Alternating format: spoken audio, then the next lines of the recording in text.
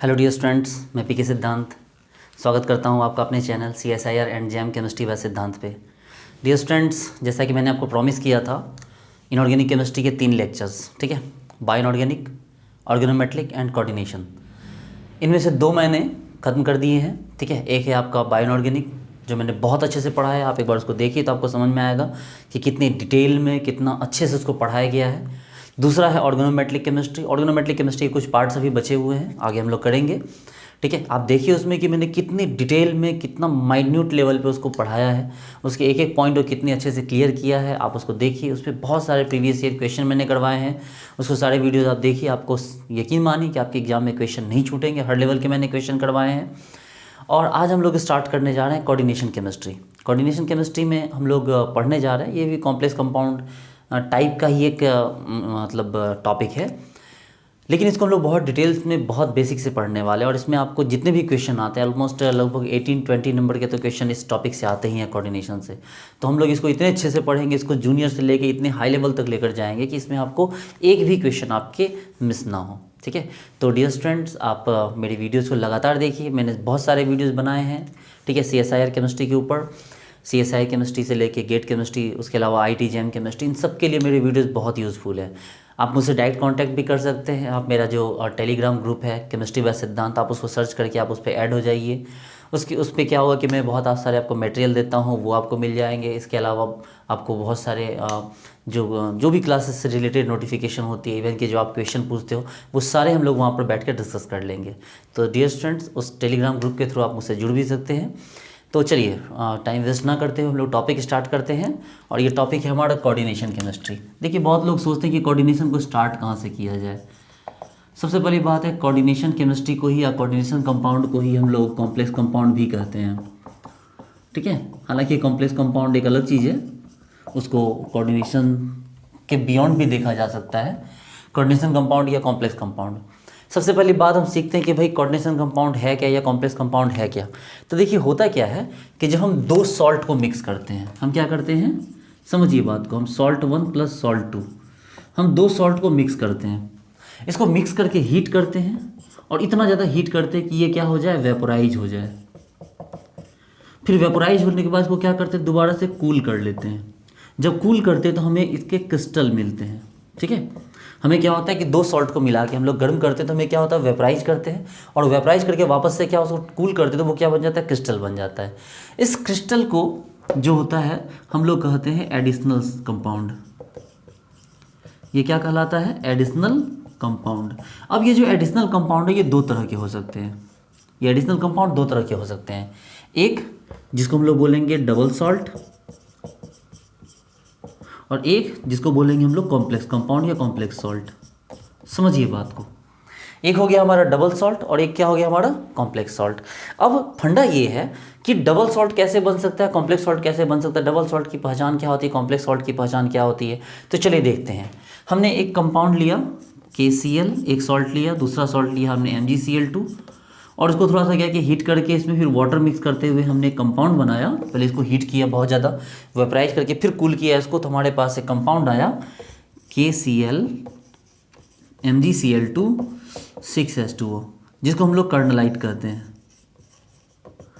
क्या कहते हैं हम लोग इसको, कर्नलाइट, CAR, कर्नलाइट कहते हैं इसको हम लोग। दूसरा सॉल्ट का मिक्सचर लेते हैं, हम लेते हैं यहाँ पोटेशियम साइनाइड KCN, प्लस लेते हैं मान लीजिए FeCl3। इसको फिर से क्या करते हैं, हीट करते हैं, फिर कूल करते हैं, दोनों प्रोसेस 1 बाय 1 करते हैं। तो हमारे पास मिल के आता है K3FeCN6। अब इसमें से जो 2 पार्ट है, एक हो गया कर्नलाइट, और ये हमारे पास एक अलग कंपाउंड मिला, ठीक है। क्या नाम है, छोड़िए इसका भी, नाम से परेशान मत होइए। हमारे पास 2 तरह के कंपाउंड मिले, 2 सॉल्ट मिलाया, गर्म किया, ठंडा किया, तो हमें एक कर्नलाइट मिला। फिर एक और 2 सॉल्ट और लिया, फिर गर्म किया, ठंडा किया, तो हमें एक और कंपाउंड मिला। अब ये जो कंपाउंड है, इस कंपाउंड को चलिए डाल देते हैं पानी में। ये जो KCl MgCl2 6H2O है, इसको हमने क्या किया, हमने इसको पानी में डिज़ोल्व कर दिया।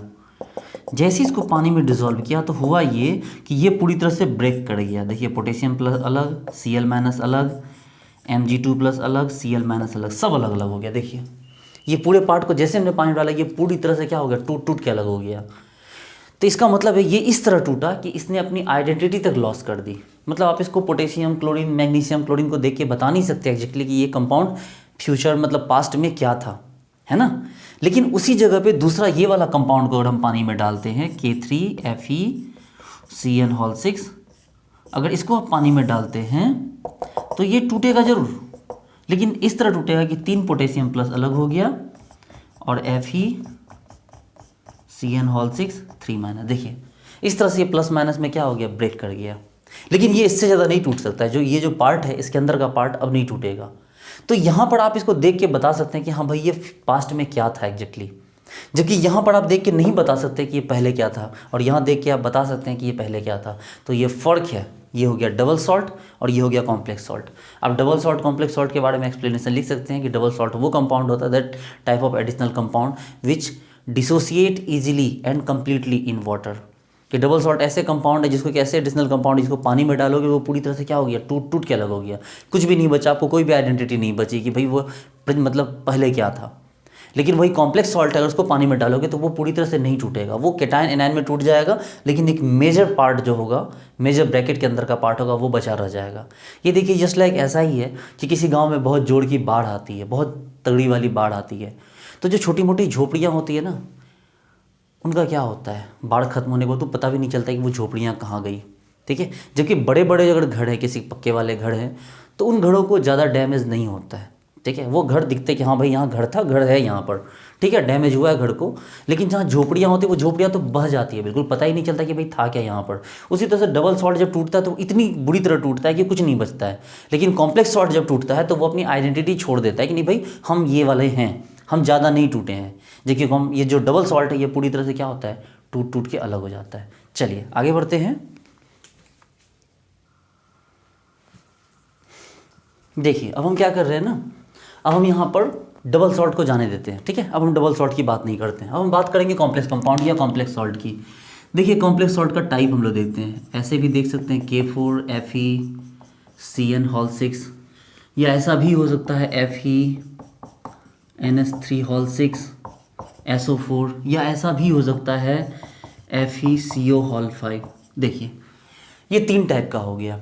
अब सोचो कि अगर पोटेशियम पे प्लस रहा तो हम लिख सकते हैं 4K प्लस है, तो इसका मतलब है कि FeCN6 पे क्या हो गया, 4 माइनस। अगर SO4 पे 2 माइनस है तो हम लिख सकते हैं FeNH3 देखो 2 प्लस SO4 2 माइनस। और यहाँ पर जो FeCO5 है ये बिल्कुल भी कुछ नहीं हुआ, इसको ये एज इट इज रह गया। तो कहने का मतलब ये है बच्चे लोग कि ये जो पोटेशियम है, ये पोटेशियम हटाइए इसको, ये जो पोटेशियम है इसको हम लोग कहते हैं बेसिक रेडिकल। क्या कहते हैं इसको हम लोग, बेसिक रेडिकल। क्यों कहा गया बेसिक रेडिकल, क्योंकि पता है भाई कोई भी बेस है NaOH है KOH है, अगर बेस अपना OH माइनस छोड़ेगा तो क्या बचेगा, बेसिक रेडिकल। अरे भैया NaOH से OH माइनस चला जाएगा तो क्या बचेगा, Na प्लस क्या कहलाएगा, बेसिक रेडिकल। KOH से OH माइनस चला जाए तो पोटेशियम प्लस क्या कहलाएगा, बेसिक रेडिकल। तो ये वाला पोर्शन क्या कहलाए, बेसिक रेडिकल, ठीक है। ये जो आयरन है इसको हम लोग क्या कहते हैं, इसका नाम है सेंट्रल मेटल आयन, ठीक है। ये जो ब्रैकेट के अंदर है इसको हम लोग क्या कहते हैं, लिगेंड। क्या कहते हैं इसको हम लोग, इसको कहते हैं लिगेंड। अच्छा ये जो ब्रैकेट देख रहे हैं आप, इस ब्रैकेट के कई नाम हो सकते हैं, कॉम्प्लेक्स स्फीयर भी नाम हो सकता है इसका, इसी का नाम कोऑर्डिनेशन स्फीयर भी हो सकता है, इसी का नाम कॉम्प्लेक्स एंटिटी भी हो सकता है, इसी का नाम कोऑर्डिनेशन एंटिटी भी हो सकता है, कई नाम हो सकते हैं इसके, ठीक है। उसके बाद अगर ये गौर से देखिए ये 4 माइनस है तो इसकी मतलब ये इस आयरन पे भी कुछ चार्ज आएगा। देखिए इस आयरन पे भी कुछ चार्ज आएगा, अब हम बताएंगे उसको कैसे देखना होता है। देखिए ना 4K प्लस, ठीक है, 4K प्लस हो गया। उसके बाद आयरन का X मान लो, CN पे माइनस होता है तो 6 माइनस। देखो चेक करो, 4 पोटेशियम पे 4 प्लस, आयरन का नहीं पता X मान लो। साइनाइड पे कितना चार्ज होता है, -1। कितने साइनाइड है, 6। अब भैया इस दोनों में किसी एक को ही लोगे ना आप, ठीक है। हटाओ इसको, ऐसे सोचो K4 तो छोड़ 4 पोटेशियम पे 4 प्लस, आयरन के लिए X, साइनाइड के लिए -1 × 6, टोटल कितना हो गया 0। तो X का वैल्यू कितना आया, +2। तो ये जो आयरन पे जो ऑक्सीडेशन स्टेट आया है, ये जो आयरन पे ऑक्सीडेशन स्टेट आया है इसको क्या बोलते हैं हम लोग, इसको बोलते हैं हम लोग प्राइमरी वैलेंसी। क्या बोलते हैं, ये जो आयरन का ऑक्सीडेशन स्टेट आया उसको क्या बोले हम लोग, प्राइमरी वैलेंसी। जबकि ये जो लिगेंड का नंबर है, जो लिगेंड का नंबर है इस लिगेंड के नंबर को हम लोग बोलते हैं कोऑर्डिनेशन नंबर, या इसी को क्या बोलते हैं हम लोग, सेकेंडरी वैलेंसी। देखिए इतने सारे नाम हैं। फिर से देखिए यहाँ, ये देखिए सेंट्रल मेटल आयन, लिगेंड, ये जो नंबर है सेकेंडरी वैलेंसी, इस आयरन पे देखिए +2 चार्ज है, प्राइमरी वैलेंसी, ठीक है। अच्छा, ये जो बाहर में इधर वाला था पार्ट, पोटेशियम पार्ट था तो क्या था, वो केटायन था तो क्या कहलाएगा, बेसिक रेडिकल। लेकिन इधर जो पार्ट होगा बाहर की तरफ वो क्या कहलाएगा, वो कहलाएगा कौन, एसिड रेडिकल। चलिए इसमें सीखने के लिए एक और बड़ी बात है, जरा गौर से देखिए, ये 4 पोटेशियम प्लस था तो इस बार स्फीयर पे क्या था, 4 माइनस था। यहाँ देखिए बाहर SO4 2 माइनस था तो स्फीयर पे क्या था, 2 प्लस था, और यहाँ अंदर बाहर कोई नहीं है तो स्फीयर पे कौन सा चार्ज है, 0। तो यानी यहाँ पर जो कोऑर्डिनेशन स्फीयर हुआ ये भी 3 टाइप का हुआ। ये देखिए, ये क्या कहलाएगा, ये कहलाएगा नेगेटिव कोऑर्डिनेशन स्फीयर, ये क्या कहलाएगा, पॉजिटिव कोऑर्डिनेशन स्फीयर, और ये क्या कहलाएगा, न्यूट्रल कॉम्प्लेक्स स्फीयर। ठीक है, समझिए बात को, मैंने क्या बोला, इसको नोट कर लीजिए एक बार, मैं दोबारा से बताने जा रहा हूँ। देखिए आप किसी एक एग्जाम्पल को उठा लीजिए, तीनों को उठाने की ज़रूरत नहीं है, किसी एक एग्जाम्पल को उठाइए। ये देखिए, जैसे हम बात करते हैं, एक एग्जाम्पल उठाते हैं K4FeCN6। देखो ये क्या कहलाया, तुम्हारा बेसिक रेडिकल।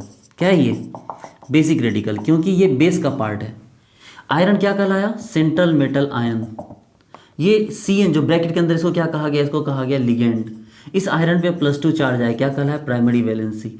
ये लिगेंड अगर मोनोडेंटेट होगा तो इसके बाहर में जो नंबर है उसको क्या कहा गया, कोऑर्डिनेशन नंबर, या इसी को क्या कहा गया, सेकेंडरी वैलेंसी। ये जो ब्रैकेट है इसको क्या कहा गया, कॉम्प्लेक्स स्फीयर। अब चूंकि 4 पोटेशियम प्लस है तो यहाँ 4 माइनस आएगा, तो ये कहलाएगा नेगेटिव कॉम्प्लेक्स स्फीयर। अगर ये इधर SO4 2 माइनस है, बाहर कोई नेगेटिव होता तो यहाँ पॉजिटिव आता, तो ये कहलाता पॉजिटिव कॉम्प्लेक्स स्फीयर। और अगर अंदर बाहर कोई चार्ज नहीं होता तो ये क्या कहलाता, ये कहलाता न्यूट्रल कॉम्प्लेक्स स्फीयर। तो एक बार हम लोग आराम से इसके बारे में देख लें। ये बेसिक रेडिकल क्या है भाई, कोई भी ऐसा कैटायन, ठीक है, जो बाहर प्रेजेंट हो तो वो क्या कहलाएगा, बेसिक रेडिकल। ध्यान से सुनो मेरी बात को, कोई भी ऐसा कैटायन जो बाहर प्रेजेंट हो क्या कहलाएगा, बेसिक रेडिकल। कोई भी ऐसा एनायन जो इधर बाहर प्रेजेंट हो वो क्या कहलाएगा, एसिड रेडिकल। ये जो बीच यहाँ जो मेटल है, central metal ion, central metal ion के ऊपर जो चार्ज होगा उसको क्या बोलेंगे, प्राइमरी वैलेंसी। ये जो ब्रैकेट के अंदर बंद है, चाहे वो एक तरह का हो चाहे अलग अलग तरह का हो, तो क्या कहलाएगा, लिगेंड। लिगेंड के बाहर जो नंबर है उसको क्या कहेंगे, कोऑर्डिनेशन नंबर या सेकेंडरी वैलेंसी। इसके ऊपर जो क्या हो गया कि ये चार्ज के कारण ये क्या कहलाएगा, जो कॉम्प्लेक्स स्फीयर हुआ, अगर ये नेगेटिव चार्ज होगा तो नेगेटिव कॉम्प्लेक्स स्फीयर, अगर ये पॉजिटिव चार्ज होगा तो पॉजिटिव कॉम्प्लेक्स स्फीयर, अगर ये न्यूट्रल हुआ तो ये क्या कहलाएगा, न्यूट्रल कॉम्प्लेक्स स्फीयर। ठीक है, चलिए तो हम यहाँ सब आगे बढ़ते हैं। यहाँ से सबसे पहले हम बात करेंगे, एक फर्स्ट ऑफ ऑल एक थ्योरी की बात करते हैं हम वर्नर्स थ्योरी की बात करते हैं। देखिए सबसे पहले हम बात करें वर्नर्स थ्योरी की। वर्नर्स थ्योरी क्या होता है, इसको कैसे समझा जाए, इस पॉइंट पे डिस्कस करते हैं कि वर्नर्स थ्योरी को हम लोग कैसे प्रेडिक्ट करें, कैसे समझें। देखिए वर्नर्स ने एक बोला क्या, देखिए वर्नर्स ने ये बताया कि जो प्राइमरी वैलेंसी होता है, यानी कि मेटल पे जो चार्ज है, कोई भी मेटल है, उस मेटल पे जो चार्ज है उसको हम लोग प्राइमरी वैलेंसी बोले। ये प्राइमरी वैलेंसी जो है satisfied by only negative positive ligand, कि जो चार्ज लिगेंड है सिर्फ वो क्या कर सकता है, प्राइमरी वैलेंसी को सेटिस्फाई कर सकता है। आप लिगेंड के बारे में थोड़ा देख सकते हैं, ऐसे मैं बताऊंगा अभी, लेकिन लिगेंड के बारे में आप देख सकते हैं, क्लास 11 12 में बहुत अच्छे से बताया गया है। तो देखो प्राइमरी वैलेंसी क्या है कि primary valency satisfied only by positive या नेगेटिव लिगेंड, जबकि जो सेकेंडरी वैलेंसी है ये satisfied by either negative, positive और न्यूट्रल लिगेंड। देखिए जबकि प्राइमरी वैलेंसी जो होता है वो न्यूट्रल लिगेंड से कोई मतलब नहीं होता है। प्राइमरी वैलेंसी न्यूट्रल लिगेंड के द्वारा सपोर्ट नहीं किया जाता है, लेकिन सेकेंडरी वैलेंसी को पॉजिटिव, नेगेटिव, न्यूट्रल कोई भी सपोर्ट कर सकता है। अब इसका मतलब क्या हुआ, जैसे देखिए हम एक एग्जांपल लिखते हैं K4FeCN6, एक एग्जांपल लिखते हैं हम K4FeCN6। अब जरा गौर से देखिए, 4 पोटेशियम पे +1 × 4, आयरन का नहीं पता x, साइनाइड का नहीं पता -1 × 6 = 0, तो x = क्या हो गया, +2। देखो इस आयरन पे क्या हो गया, +2 हो गया। और इसका देखिए प्राइमरी वैलेंसी आया +2, यानी प्राइमरी वैलेंसी आया 2, और सेकेंडरी वैलेंसी क्या आ गया, तो सेकेंडरी वैलेंसी है 6। ठीक है। अच्छा एक काम करते हैं, इस साइनाइड के बदले हम एक न्यूट्रल लिगेंड यूज़ करते हैं यहाँ पर K4 Fe और H2O होल 6। हम सपोज के इसको यूज़ करते हैं। देखो हमने साइनाइड के बदले क्या रख दिया, H2O रख दिया। अब अगर H2O रखा जा रहा है, चेक करो तो पोटेशियम पे +1 × 4, आयरन का X, H2O पे क्या चार्ज होता है 0, तो 0 × 6 = 0, तो X = -1। ये क्या हो गया, देखिए ना, सेकेंडरी वैलेंसी तो अभी यहाँ पर 6 ही है, सेकेंडरी वैलेंसी को तो कोई फ़र्क ही नहीं पड़ा, लेकिन प्राइमरी वैलेंसी की तो बैंड बज गई। देखो कुछ और आ गया प्राइमरी वैलेंसी, यानी अगर आपने लिगेंड को नेगेटिव के बदले न्यूट्रल रख दिया तो आपकी प्राइमरी वैलेंसी क्या हो गई, गड़बड़ हो गई, हवा हो गई। ये देखो Na3COCl6 और ये देखो Na3COCl3CO3। ये देखो हमने 6 निगेटिव लिगेंड थे हमारे पास Cl-, हमने 6 में से 3 निगेटिव लिगेंड रख दिए और 3 न्यूट्रल लिगेंड लिया। देखो तो क्या हुआ, सोडियम पे 3+, तो +1 × 3, कोबाल्ट का नहीं पता X, क्लोरीन पे -1 × 6 = 0, तो X = क्या हो गया आपको देखिए +3। लेकिन यहाँ चेक कीजिए, सोडियम पे +1 × 3, कोबाल्ट पे X, क्लोरीन पे -1 × 3 और कार्बोनाइल पे 0 × 3 = क्या हो गया 0। तो जरा चेक करो तो क्या हुआ, +3 - 3, X का वैल्यू तो 0 हो गया। जबकि कोऑर्डिनेशन नंबर 6 यहाँ भी है, देखिए, और कोऑर्डिनेशन नंबर 6 यहाँ भी है।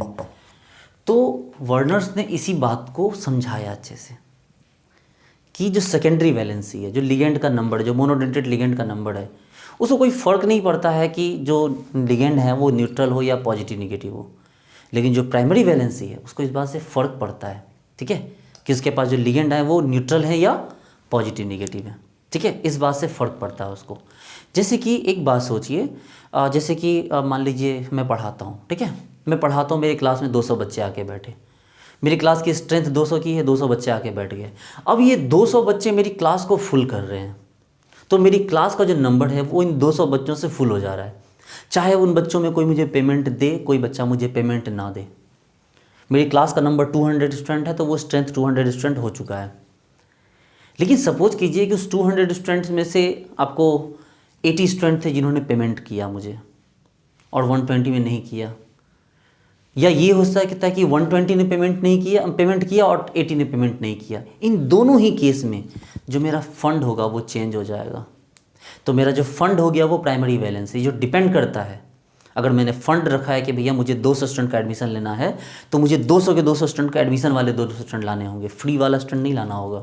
अगर मैंने टारगेट रखा है कि मुझे 180 स्टूडेंट एडमिशन वाले चाहिए, तो मुझे 180 स्टूडेंट एडमिशन वाले चाहिए, 20 स्टूडेंट से फ़र्क नहीं पड़ता मुझे, ठीक है। तो कहने का मतलब ये है कि नंबर, सेकेंडरी वैलेंसी सिर्फ एक नंबर है, नंबर को तो कोई भी फुलफिल कर सकता है, चाहे पॉजिटिव निगेटिव न्यूट्रल कोई भी हो, लेकिन प्राइमरी वैलेंसी एक चार्ज है, और चार्ज को तो सिर्फ एक चार्ज सेटिस्फाई कर सकता है कि नहीं। प्राइमरी वैलेंसी एक चार्ज है, तो चार्ज को कौन सेटिस्फाई करेगा भाई, प्लस को तो प्लस या माइनस सेटिस्फाई करेंगे ना, प्लस को माइनस करेगा, माइनस को प्लस करेगा। अब प्लस या माइनस को कोई जीरो चार्ज वाला तो सेटिस्फाई कर ही नहीं सकता। चलिए, तो हम लोग अब वर्नर्स थ्योरी का एक मेन पार्ट पढ़ें कि वर्नर्स थ्योरी को इन्होंने कैसे, किस बिहाफ पे इन्होंने एक्सप्लेन किया, और वर्नर्स थ्योरी के अकॉर्डिंग जो स्ट्रक्चर्स बनते हैं वो कैसे बनते हैं। देखिए डियर स्टूडेंट्स, हम लोगों ने बचपन से क्लास 9-10 से एक कॉन्सेप्ट पढ़ रखा है प्रेसिपिटेशन का, है ना, कि जब दो ऐसे केटाइन आयन मिलते हैं जो बहुत स्टेबल फॉर्म में हो, तो वो क्या होता है, वो आपको प्रेसिपिटेट हो जाता है, ठीक है। जैसे कि जो Cl है, Cl- कहीं से मिल जाए अगर Ag+ को, तो Ag+ इसके लिए बहुत ही डिफिशियंट होता है। Ag+ और Cl- मिलके क्या बना लेते हैं, AgCl बना लेते हैं, जो क्या है, एक प्रेसिपिटेट है ना। तो हम लोग चलिए एक कंपाउंड लेते हैं, एक कंपाउंड का फॉर्मूला लेते हैं, उस पर कई सारे कंपाउंड बनेंगे। वो कंपाउंड है CONH3 होल 6 और Cl3, या इसको यूं भी कह सकते हैं CO6NH3 और 3Cl।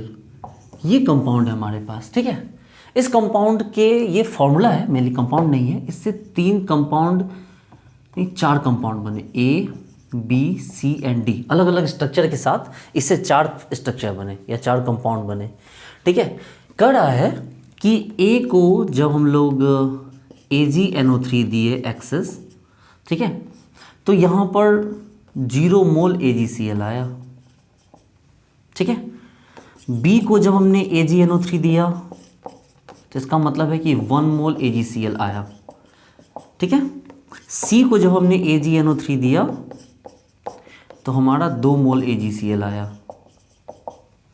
और जब D को हमने AgNO3 दिया तो हमारा 3 मोल AgCl आया। ठीक है, अब सवाल ये है कि भाई AgNO3 से रिएक्ट करके AgCl कैसे दे रहा है। इसका मतलब ये Cl है जो यहाँ बाहर में होगा, इस A के बाहर में एक भी Cl नहीं होगा तभी 0 मोल आया है। इस B के बाहर में एक Cl होगा तभी 1 मोल AgCl बना है। C के बाहर में 2 Cl होगा तभी तो Ag 2 Cl के साथ मिलकर 2 मोल AgCl बनाया। D के बाहर में 3 Cl होंगे जिसके कारण क्या बना है, 3 मोल AgCl यहाँ पर बना है। देखिए इतना तो ज़रूर है कि भाई हमारे पास कंपाउंड कैसे कैसे हो सकते हैं। CO, हम एक काम करते हैं 6 के 6 NH3 अंदर रख देते हैं, तो 3 क्लोरीन को हमें बाहर करना होगा। देखिए हम 6 NH3 अंदर रख देते हैं, कोऑर्डिनेशन नंबर 6, तो 3 क्लोरीन बाहर चला जाएगा। एक तरीका ये हो सकता है, देखो 3 Cl माइनस NH3 पे 0, तो CO पे कितना हुआ 3 माइनस के कारण 3 प्लस आया। ठीक है, चलिए देखिए, तो ये जो तीनों क्लोरीन है ये बाहर है। ठीक है, ये अंदर नहीं है, ये सिर्फ प्राइमरी वैलेंसी सपोर्ट कर रहा है, अंदर में सेकेंडरी वैलेंसी को सपोर्ट नहीं कर रहा है।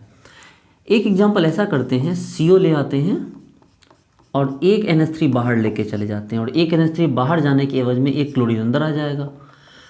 तो अब ये हो जाएगा, गौर से देखिए, हमने एक NH3 को बाहर कर दिया, एक Cl को अंदर कर दिया। भाई मैंने क्या बताया, अंदर में आपको 6 चाहिए, कोऑर्डिनेशन नंबर 6 होने के लिए आपको 6 लिगेंड चाहिए। अब 6 आपको न्यूट्रल हो या नेगेटिव, उससे कोई फ़र्क नहीं पड़ता है, 6 कोई भी हो सकता है। देखो यहाँ 6 के 6 न्यूट्रल है, यहाँ 5 न्यूट्रल और 1 नेगेटिव को ले आए। ठीक है, चलिए, लेकिन आप बोलोगे सर क्या इससे फ़र्क पड़ेगा? नहीं, फ़र्क इसलिए नहीं पड़ेगा क्योंकि ये जो +3 है, +3 को मेंटेन करने के लिए -3 देखो बाहर है, यहाँ +3 देखो, 1 माइनस अंदर है, 2 माइनस बाहर है, तभी तो +3 मेंटेन हो रहा है। चलो एक और लेते हैं, CO, एक बार और NH3 को बाहर लेके जाते हैं, NH3 होल 4, एक Cl और अंदर ले आते हैं, Cl2। अब बाहर में क्या हो गया, 2 NH3 हो गया और एक Cl बच गया। देखिए अंदर का नंबर देखिए 4 2 6, सेकेंडरी वैलेंसी बैलेंस्ड है, और प्राइमरी वैलेंसी इसलिए बैलेंस्ड है कि कोवॉल्ट में +3 है, तो देखो 2 माइनस और 1 माइनस, ये चाहे लिगेंड बन के सपोर्ट करे चाहे बाहर से सपोर्ट करे, प्राइमरी वैलेंसी को ये सपोर्ट कर ही रहा है। एक और एग्जांपल लेते हैं, CO, हमने क्या किया, एक NH3 और बाहर निकाल दिया, तो तीनों का तीनों क्लोरीन अंदर आ गया और तीनों NH3 क्या हो गया, बाहर चले गए। देखिए उससे भी कोई फर्क नहीं पड़ा, देखो 3 3 6 लिगेंड अंदर है, और 3 माइनस एक यहाँ क्या हो गया, 3 प्लस हो गया। तो मेरे कहने का मतलब ये है बच्चे लोग कि अगर मान लो प्राइमरी वैलेंसी है, प्राइमरी वैलेंसी को सपोर्ट करने के लिए जो नेगेटिव लिगेंड है वो अंदर रहे बाहर रहे कोई फर्क नहीं पड़ता, कहीं रहे कहीं से भी वो सपोर्ट कर सकता है। ठीक है, चाहे वो लिगेंड बन के सपोर्ट करे चाहे लिगेंड बने बिना बाहर से सपोर्ट करे, वो प्राइमरी वैलेंसी को डायरेक्टली सपोर्ट कर सकता है। लेकिन सेकेंडरी वैलेंसी सपोर्ट करने के लिए अंदर में 6 के 6 लिगेंड होने चाहिए, चाहे पॉजिटिव हो, नेगेटिव हो, न्यूट्रल हो, कोई भी हो, उसको अंदर में 6 क्या होने चाहिए, बिल्कुल एग्जैक्टली होने चाहिए। ठीक है, तो चलो देखो अब इसमें से ढूंढते हैं कि अगर इसको AgCl दिया जाए, AgNO3 दिया जाए, तो आप बोलोगे इस तरह अगर इसको AgNO3 दोगे ना सर, तो बाहर में 3 क्लोरीन है, तो इसका मतलब तीनों क्लोरीन अगर इसका 1 मोल होगा तो तीनों क्लोरीन का क्या हो जाएगा, 3 मोल, तो 3 मोल Cl और 3 मोल AgNO3 से, तो Ag तो एक्सेस है। अरे भाई मेरे कि Ag तो एक्सेस है, ये देखो हम इसको लेते हैं CO NH3 होल 6 और Cl3, ये लिया हमने 1 मोल, तो इसका मतलब ऑटोमेटिकली क्लोरीन 3 मोल है। अब इसको AgNO3 एक्सेस दे दोगे तो AgNO3 तो एक्सेस जितना यूज़ करना कर लो, तो 3 क्लोरीन तो 3 Ag यूज़ करोगे, तो इसका मतलब आपके पास जो AgCl मिला वो कितना मिला, 3 मोल मिला। तो AgCl अगर 3 मोल मिल रहा है इसका मतलब ये कौन सा स्ट्रक्चर है, ये वाला, तो बोलोगे सर ये वाला स्ट्रक्चर यहाँ है सर, ये D, ये देखिए ये D है सर, जिसमें 3 मोल AgCl मिला। आई बात समझ में? दूसरा स्ट्रक्चर देखो, ये CO NH3 whole 5 Cl NH3 Cl2, इस एग्जाम्पल की बात करें, CO NH3 whole 5 Cl NH3 Cl2, इसके बाहर में देखो 2 क्लोरीन है। अब आप इसको AgNO3 एक्सेस दे दोगे, अगर एक्सेस NO3 दोगे तो 2 क्लोरीन के लिए 2 Ag यूज होंगे, तो आपके पास मिलेगा क्या, तो 2 AgCl मिलेगा। देखिए क्या मिलेगा आपको, 2 AgCl मिलेगा या 2 मोल AgCl। देखो ना इस 1 मोल में क्लोरीन 2 मोल है, तो AgCl भी कितना मोल मिला आपको, 2 मोल।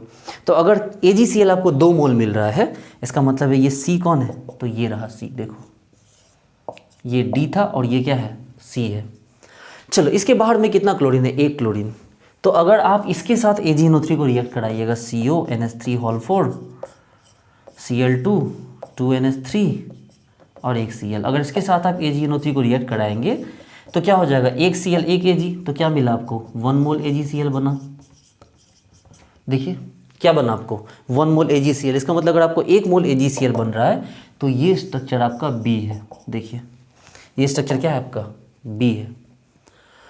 और देखिए भाई यहाँ एक भी Cl नहीं है बाहर में, यहाँ पर एक भी Cl नहीं है बाहर में। और अगर एक भी Cl आपके बाहर में नहीं है, नोट कर लीजिएगा इसको, अगर एक भी Cl आपके बाहर में नहीं है तो CONH3 होल 3 Cl3 और बाहर में 3NH3, इसको AgNO3 से रिएक्ट करा के भी आपके हाथ में कुछ नहीं लगने वाला है, यानी 0 मोल AgCl आएगा। इसका मतलब ये जो स्ट्रक्चर हो गया ये आपका क्या हो गया, A हो गया। तो देखिए इस तरह से आप ABCD करके आप क्या कर सकते हैं, स्ट्रक्चर को यहाँ पर क्लासीफाई कर सकते हैं। आ रही बात समझ में? चलिए ठीक है, जरा इसको फटाफट नोट कर लीजिए।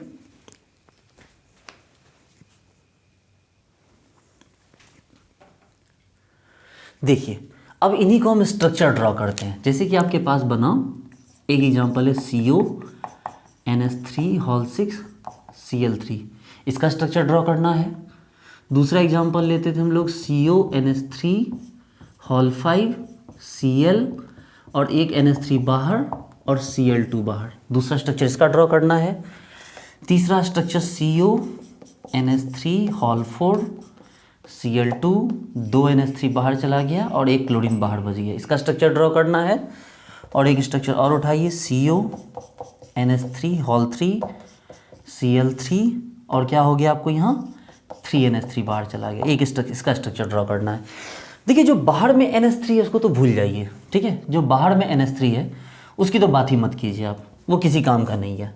बोलोगे सर ये बात आप कैसे बोल रहे हो कि बाहर NH3 किसी काम का नहीं है? तो देखो NH3 न्यूट्रल है, जब वो अंदर रहेगा तो सिर्फ नंबरिंग के काम आ सकता है, as a ligand, as a secondary valency, क्योंकि वो प्राइमरी वैलेंसी को सपोर्ट कर नहीं सकता चाहे कहीं भी रहे। तो उसका सिर्फ एक ही काम है कि अगर वो अंदर रहेगा तो वो लिगेंड की तरह बिहेव कर पाएगा। बाहर में क्या, बाहर तो वो तो किसी से जुड़ा ही नहीं, जरा सा मतलब स्ट्रक्चर हिलेगा डुलेगा वो NH3 वहाँ से टूट के कहीं और चला जाएगा, जरा सा पानी में कहीं भी डाल दो उसको, कोई भी सॉल्वेंट अमोनिया को बहा के लेकर चला जाएगा, ठीक है। लेकिन जैसे Cl है वो इसके साथ जुड़ा हुआ नहीं जाएगा छोड़ के इसको। लेकिन NH3 को इससे मतलब क्या है? हाँ, एक बात सोचो, आप कहीं जा रहे हो, ठीक है, आपके ऊपर जो है पाउडर गिर जाए, फूंक दोगे उड़ जाएगा। उस पाउडर को आपके हाथ से क्या अटैचमेंट है, कौन सा वो आपके हाथ के साथ बॉन्ड बना के रखा है? लेकिन ये हाथ पे थोड़ा सा फेविकॉल गिरा लो इस तरह से और उसके बाद फूंकते रहो तो देखो तो उड़ता है क्या? नहीं ना, क्योंकि वो आपके हाथ के साथ बॉन्ड बना चुका है। इसलिए बाहर में जो अमोनिया है उसको भूल जाओ, उसका टेंशन मत लो, ठीक है। ना तो वो प्राइमरी वैलेंसी का पार्ट है ना वो सेकेंडरी वैलेंसी का पार्ट है। प्राइमरी वैलेंसी का पार्ट इसलिए नहीं क्योंकि इतनी चार्ज नहीं है, और सेकेंडरी वैलेंसी का पार्ट इसलिए नहीं क्योंकि वो अंदर नहीं है। चलिए अब इसका स्ट्रक्चर बनाते हैं। देखिए ध्यान देने वाली बात ये है कि हम लोग जो प्राइमरी वैलेंसी होगा, ठीक है, जो हमारा प्राइमरी वैलेंसी होगा, प्राइमरी वैलेंसी को हम लोग डॉट से दिखाते हैं, और जो सेकेंडरी वैलेंसी होगा इसको हम लोग लाइन से दिखाते हैं। एक बात ध्यान रखिए इसको कि प्राइमरी वैलेंसी को किसे दिखाते हैं, डॉट से, सेकेंडरी वैलेंसी किसे दिखाते हैं, लाइन से। तो देखिए हमारे पास CONH3 होल 6 Cl3, ये लो CO 6NH3, ये देखो ये सभी अमोनिया जो है सेकेंडरी वैलेंसी बनाए हुए, देखिए सेकेंडरी वैलेंसी इस तरह से बनाए हुए 6 के 6 अमोनिया। लेकिन 3 क्लोरीन है जो कि प्राइमरी वैलेंसी बनाए हुए हैं, चाहे वो बाहर रह गई, मुझे चार्ज को सपोर्ट कर कहीं से भी रखा जा सकता है, चार्ज को सपोर्ट करने के लिए कहीं से भी किया जा सकता है, चाहे अंदर रहे चाहे बाहर रहे, है तो इसी मॉलिक्यूल में ना। तो जो प्राइमरी वैलेंसी को सपोर्ट कर रहा है उसको दिखाने के लिए हम डॉटेड लाइन दिखाते हैं। ये देखो Cl, थोड़ा स्पेस दे के दिखा दो, ये देखो, ये देखो, ये पूरा स्ट्रक्चर ऐसे दिखाया गया। जहाँ सॉलिड लाइन ने किसको दिखाया, सेकेंडरी वैलेंसी को, डॉटेड लाइन ने किसको दिखाया, प्राइमरी वैलेंसी को, ठीक है। इस स्ट्रक्चर पे आ जाइए, नहीं समझे, इस स्ट्रक्चर देखिए ना, पूरी बात समझ में आ जाएगी। CO देखो, इसको 5 NH3 और 1 क्लोरीन जो है मिलकर सेकेंडरी वैलेंसी के तौर पे सपोर्ट कर रहा है। देखो 5 अमोनिया और 1 क्लोरीन, ये पांचों मिलकर इसको as a secondary valency support कर रहा है, ये लो, ठीक है।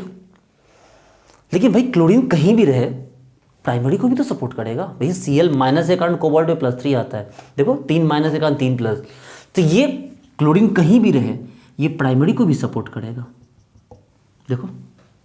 लेकिन बाहर के जो 2 क्लोरीन है वो सेकेंडरी को सपोर्ट नहीं कर रहे, वो क्या कर रहे हैं, सिर्फ प्राइमरी को सपोर्ट कर रहे हैं। कोई बात नहीं, अगर वो सिर्फ प्राइमरी को सपोर्ट कर रहा है तो हम उसको सिर्फ डॉटेड दे देंगे, देखो। लेकिन ये क्लोरीन प्राइमरी सेकेंडरी दोनों सपोर्ट कर रहा था, इसलिए इसके साथ सॉलिड भी दिया और डॉटेड भी दिया। आई बात समझ में? इस पे आ जाओ। CONH3 हॉल 4 Cl2, ये देखो, ये रहा कोबाल्ट, 4 NH3, 1 2 3 4 5 6, जिसमें 4 NH3 लगाना है और 2 क्लोरीन लगाना है। ये देखो हमने 4 अमोनिया लगाया, 1 2 3 और ये 4, और 2 क्लोरीन लगा दिए। देखो अंदर वाला 2 क्लोरीन है, कोऑर्डिनेशन में भी यूज हो रहा है, सेकेंडरी वैलेंसी में भी यूज हो रहा है, और चूंकि Cl पे माइनस है तो कोबाल्ट के प्लस में भी वो हिस्सेदारी रखता है, इसलिए आप उसको क्या करना होगा, डॉटेड भी दिखाना होगा, यानी कि प्राइमरी वैलेंसी भी शो कर रहा है। लेकिन एक क्लोरीन बाहर खड़ा होकर मुँह ताक रहा है, वहाँ बाहर खड़ा होकर देख रहा है कि भाई मेरा भी जगह बनाओ, तो बाहर में है तो सेकेंडरी वैलेंसी के तौर पर यूज हो ही नहीं सकता, तो बाहर में तो क्या होगा, सिर्फ प्राइमरी वैलेंसी के तौर पर यूज होगा। तो एक क्लोरीन को आपको क्या करना होगा, इस तरह से डॉटेड बना के बाहर दिखाना होगा। अब यहाँ आ जाओ, इस स्ट्रक्चर में आ जाओ। हमारे पास कोबाल्ट है, 6 NH3 है, 1 2 3 4 5 6। अभी हम सिस ट्रांस की बात नहीं करेंगे, आप अपनी मर्जी के हिसाब से रख दो। चलो हम अपनी मर्जी के हिसाब से रख देते हैं। ये देखो हमने 3 अमोनिया लगाया और 3 क्लोरीन, जो है अंदर ही है, बाहर कुछ नहीं है, ठीक है। बाहर 3 अमोनिया था, बाहर वाले अमोनिया को दिखाओगे कहाँ, क्या वो बाहर में अमोनिया होगा तो इससे बॉन्ड बनाएगा पूरे स्ट्रक्चर से, नहीं ना, उसको दिखाने की जरूरत नहीं है। तो चलो 3 अमोनिया और 3 क्लोरीन, तो भैया ये जो क्लोरीन है ये तो सेकेंडरी वैलेंसी बना ही रहा है, लेकिन साथ ही साथ देखो 3 क्लोरीन पे 3 माइनस है तो कोबाल्ट पे भी तो 3 प्लस है, यानी ये जो क्लोरीन है ये प्राइमरी वैलेंसी के तौर पे भी यूज हो रहा है। ये देखो, तो इस तरह से हम क्या करते हैं, इसका स्ट्रक्चर बनाते हैं। ये स्ट्रक्चर वार्नर्स के द्वारा सपोर्ट किया गया, तो देखिए इसको वार्नर स्ट्रक्चर भी कह सकते हैं, ठीक है डियर स्टूडेंट्स। ओके, तो इसको ख़त्म करने से पहले हम लोग ये देखें कि भाई ऐसे कौन कौन से फैक्टर्स हैं जो वर्नर्स थ्योरी के सपोर्ट में हैं। सबसे पहला फैक्टर तो है भाई आपको चार्ज, ठीक है। ये आपको जो इसमें जो चार्ज हो गया वो चार्ज इसमें, या कंडक्टिविटी चार्ज बोलिए चाहे कंडक्टिविटी बोलिए, कंडक्टिविटी सबसे ज़्यादा फेवर किसने किया। गौर से देखिए इस मॉलिक्यूल में, गौर से देखिए 3 क्लोरीन बाहर थे तो 3 माइनस आए और 1 प्लस आया, तो इसमें कितने आयन बने, 4। सोचिए इसमें कितने आयन बने आपको, 4 आयन्स बने। ये दूसरा एग्जांपल देखिए, इसमें क्या हो गया कि 2 क्लोरीन बाहर थे, 2 Cl माइनस, और चलो एक ये केटाइन हो, 1 केटाइन और 2 एनाइन, तो कितने आयन बने इसमें टोटल, 3 आयन। देखिए इसमें क्या हुआ, इसमें 1 केटाइन बाहर था, एक एनाइन बाहर था, 1 केटाइन अंदर, तो एक कितने हुए, 2 आयन हुए, और इसमें कोई केटाइन नहीं बना, ये सिंगल पार्ट हुआ, 1 पार्ट। तो भाई कंडक्टिविटी क्या हो गई, जिसमें ज़्यादा आयन होगा उसकी कंडक्टिविटी भी तो ज़्यादा होगी, तो इसकी कंडक्टिविटी सबसे ज़्यादा, क्योंकि इसमें वैसे भी 4 आयन है। इसके बाद इसकी कंडक्टिविटी, क्योंकि इसमें 3 आयन है, फिर इसके बाद इसकी कंडक्टिविटी 2 आयन है, और इसमें तो कोई आयन है ही नहीं, तो इसकी कंडक्टिविटी क्या हुई, सबसे कम हुई। तो सबसे पहली पार्ट जो बात थी वो कंडक्टिविटी की थी। दूसरी बात है क्रायोस्कोपिक मेजरमेंट। अब ये क्रायोस्कोपिक मेजरमेंट क्या है, तो क्रायोस्कोपिक मेजरमेंट का मतलब ये हो गया कि भाई जब इसे ये 4 केटायन है, 4 पार्ट है, तो आपने जो कॉलिगेटिव प्रॉपर्टी पढ़ी थी, कॉलिगेटिव प्रॉपर्टी में आपने क्या पढ़ा कि कॉलिगेटिव प्रॉपर्टी को सिर्फ और सिर्फ स्पीसीज के नंबर से मतलब है। इसमें कितने स्पीसीज टूट के हो रहे हैं, 4, इसमें कितने हो रहे हैं, 3, इसमें कितने हो रहे हैं, 2, इसमें कितने हो रहे हैं, 1। इसका मतलब है कि अगर कॉलिगेटिव प्रॉपर्टी की बात करेंगे, जैसे हम बात करेंगे relative lowering in vapour pressure, तो ज़्यादा चेंज इसके लिए आएगा, फिर इसके लिए, फिर इसके लिए, फिर इसके लिए। अगर हम बात करेंगे एलिवेशन इन बॉइलिंग पॉइंट, तो सबसे ज़्यादा इसके लिए, फिर इसके लिए, फिर इसके लिए, फिर इसके लिए। हम बात करेंगे डिप्रेशन इन फ्रीजिंग पॉइंट, सबसे ज़्यादा इसके लिए, फिर इसके लिए, फिर इसके लिए, फिर इसके लिए। हम बात करेंगे आपको ऑस्मोटिक प्रेशर की, तो सबसे ज़्यादा इसके लिए, फिर इसके लिए, फिर इसके लिए, फिर इसके लिए, ठीक है। तो जितने ज़्यादा पार्ट में ये ब्रेक करेगा, कॉलिगेटिव प्रॉपर्टी भी उसी हिसाब से चेंज होगी, है ना। और सबसे ज़्यादा जो इंपॉर्टेंट था प्रेसिपिटेट, आपको तो पता है कि इसमें 3 मोल AgCl मिलेगा, इसमें 2 मोल AgCl मिलेगा, इसमें 1 मोल AgCl मिलेगा, और इसमें AgCl 1 मोल भी नहीं मिलेगा, ठीक है। तो ये वर्नर्स के सपोर्ट में इतनी सारी बातें थी। ठीक है। नेक्स्ट क्लास में हम लोग आगे बढ़ेंगे और बहुत इंपॉर्टेंट पार्ट्स होगा, हम लोग उसको करेंगे। ठीक है। तो डियर स्टूडेंट्स, मेरी वीडियोस को लगातार देखिए, चैनल को सपोर्ट चैनल को सब्सक्राइब कीजिए, मेरी वीडियोस को सपोर्ट कीजिए, अपने फ्रेंड्स के साथ शेयर कीजिए। और ये टॉपिक मैं बहुत अच्छे से पढ़ाने जा रहा हूँ, आप लोग इसको लगातार फॉलो कीजिए। ठीक है। Okay dear students, thank you so much.